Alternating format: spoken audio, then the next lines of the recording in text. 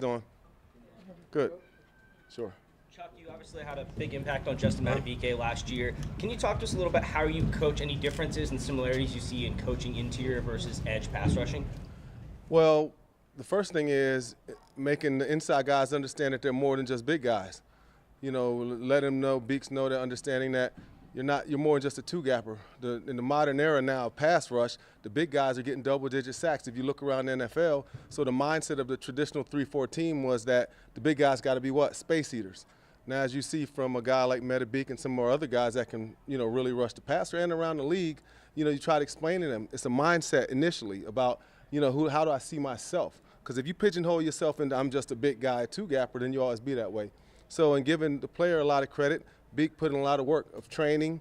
He continues to be on the same regimen, and he works hard, and he believes in himself.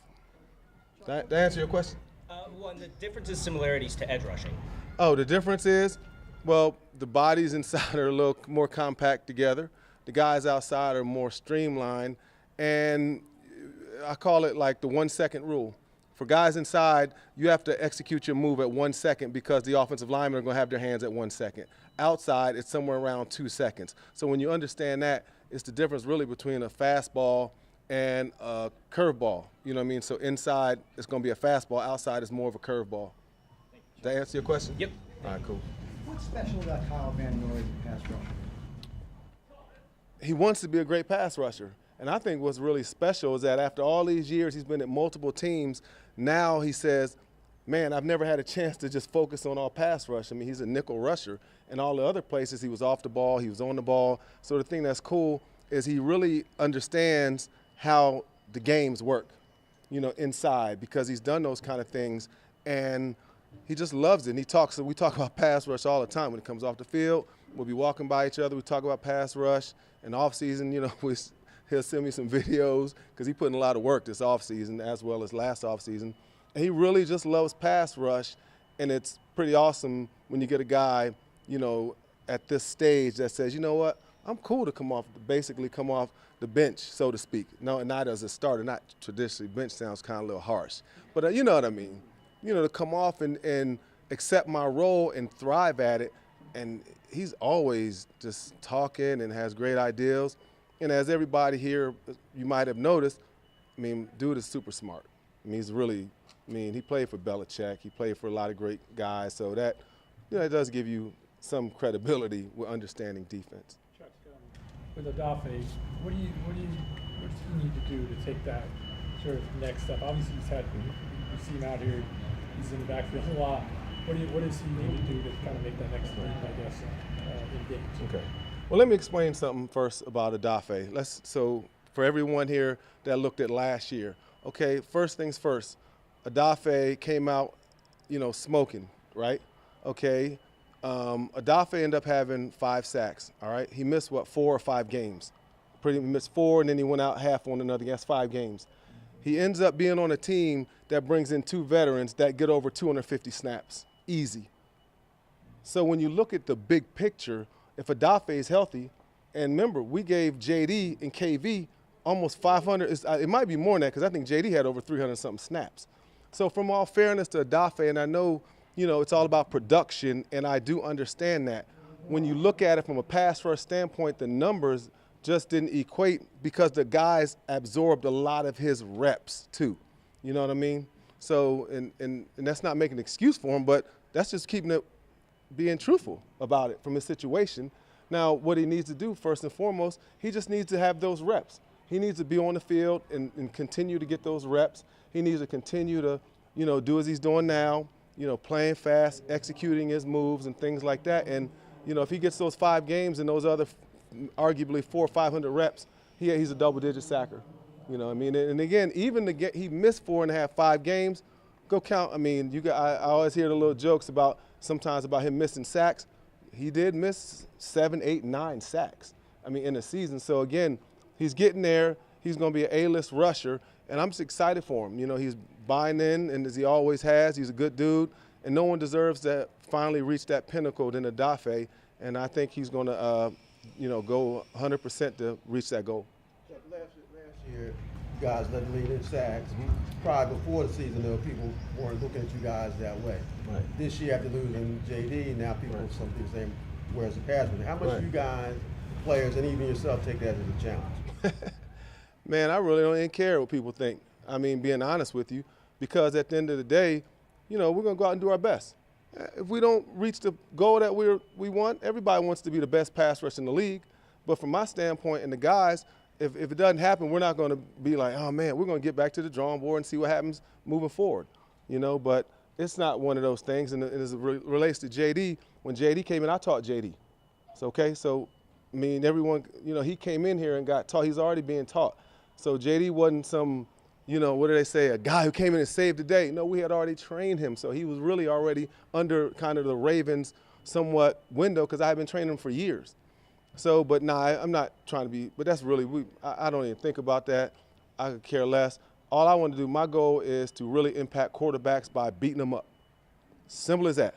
If we beat up the quarterbacks and his ending's not always the way he wants, then we've had impact and the numbers will come. When did you first hear about Adisa Isaac, and what did you like about him that made you want him on the team? And now, since then, what have you learned about him? Well, first time I seen him just watching Penn State Auburn, I don't know, was that last year or 2 years ago? Penn State Auburn, and they beat the brakes out of Auburn. Now, I don't know any War Eagles around here, but I'm a Vol, but that's a whole nother story. But I watched him, he was fantastic, and when I watched his film, he was explosive, had power, had, you know, the ability to change direction and all those other things. He was super smart, you know, and, you know, he had good length, and I'm not a person that's caught up in he's tall and long, I could care less. But he's tall and long, and he has, you know, a lot of strength, and he was a good dude. I got a chance to talk to him and thought he would fit in, and we were in the market for someone, but also wanted someone that can fit in, has the right mindset, that can work in a team, because a team is kind of like a puzzle. All the pieces got to fit, and our room has got to be like that as well. I like, you know, Adisa. I mean, he's out there just getting started, you know, and it's exciting to see him do some good things. Obviously, health is the big thing for being Ojabo, just getting those reps on the field. What do you see in his game? Where does he need to make his strides to kind of have a breakout? Well, you know, you want, number one, I'm sure Harbs has talked about it. I can't get into the medical stuff, but I know he's working hard. You know, I know he's, you know, had a good spin today. I know he's running to the ball. I know he's striking blocks. I know he's showing signs that, you know, he's improving. You know, and I've had a torn ACL, and anybody's ever had one knows it takes time to come back. But he's out there fighting. He's out there scraping, and I just think that if he continues the way he's going to, you know, have success because he knows how to. He's got moves. Now we just got to, you know, give him the opportunity, you know, for him to be healthy to be able to execute those moves. Chuck, some turnover from the pass rushing group last year to this year. You mentioned you're not really caring about the sack totals and they'll come. What is it that at this point in camp that excites you the most about the group? Well, we're in year 2 of guys who we've developed. The guys inside, everybody in our unit has a skilled move.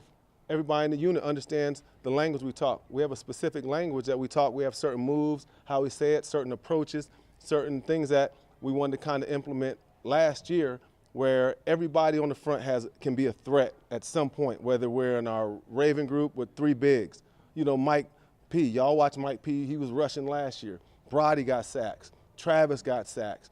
Herb had 3 sacks last year. So you want, you know, everyone to be able to do that, and that's kind of the good thing is that we want everybody to be a threat, you know.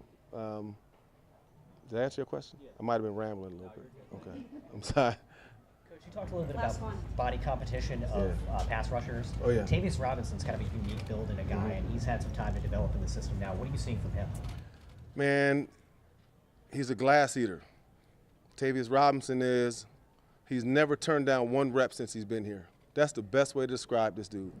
Every play, and I'm not exaggerating, he has given effort. Every day, Tavius Robinson listens to the coach. Every day he works out hard, he's early. Every day when he gets in those drills, he puts hands on people in the run. He continues to work hard to continue to develop as a pass rusher, and his main responsibility for us, because remember, Tavius played last year. I mean, Tavius was in big games early on. He's not like a second-year guy who's never played. I mean, he's went out there and smashed with some of the great teams that we faced. But I really can't say enough about him as far as who he is and how physical he is.